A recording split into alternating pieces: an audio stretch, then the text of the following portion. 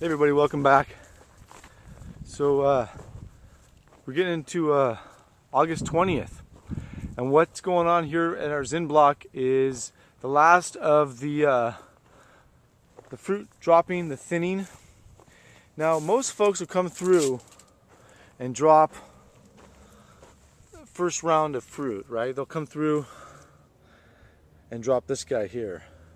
Well, what we recently came through and done is dropped another round of leaves, and then these clusters right here, right? These clusters are called the hijos. They were sticking right onto this back guy here as a secondary cluster, the hijos, the seconds, or the sons, you could say. And what we do is we come through here and drop the hijos. And what that does is basically concentrate this last month that the fruit's going to sit on the vine. Is going to concentrate intensely. And you've got these green clusters right next to clusters that are getting ready to all turn color, and that's why you got to harvest Zinfandel on a multi-harvesting schedule. You can't just come through here and pick all of this fruit at the same time.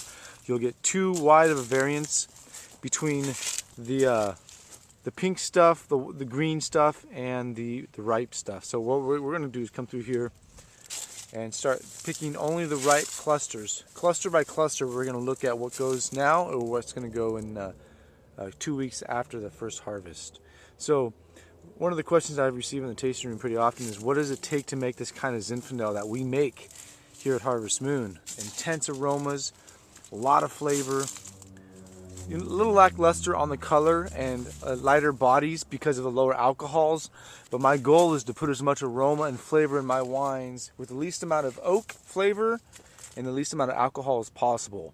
Oak and alcohol will both bring out flavors and aromas, but in my opinion, it's flavors and aromas that I'm not really interested in having. I'm here to showcase fruit. And that's what we're here to talk about today. So again, as I've mentioned before in the past episodes, yes, you want to look at these beautiful clusters. I mean, come on, look at that. That is just gorgeous, right? Beautiful clusters in Zinfandel. But look on the ground. And on the grounds, what you're going to be able to decipher on how intense this fruit's going to be. How high quality fruit can we expect this stuff? You can see here we've got some stuff that's pretty old, dropped about 3 weeks ago, 2 weeks ago. This stuff here was dropped probably around a week ago, and then we're coming through most recently, just yesterday as a matter of fact, and drop these guys.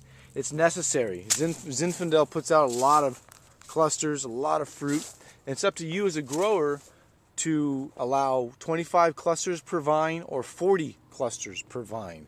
This vine would put out 40 and would ripen more than likely 40 clusters, but the fruit is going to be diluted. And so naturally, as a small producer, we're here to focus on the fruit and the quality of the fruit. This is going to be a great year. I cannot wait for this year. Considering last year was really crappy, this year looks really, really good. This is sexy. I mean, if you listen closely, you can hear a little Marvin Gaye bumping right now, you know. Let's get it on. This is the time, you guys. We're a month out. You guys are welcome to come out here and make an appointment. Walk the vines. See for yourself what goes into world-class Zinfandel. Cheers.